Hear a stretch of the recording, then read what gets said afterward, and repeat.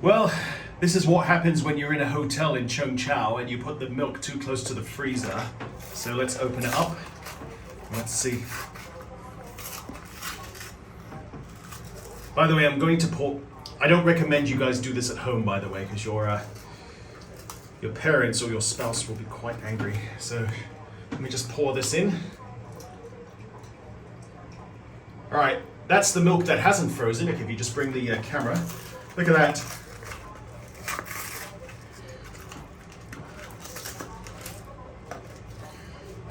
Frozen milk.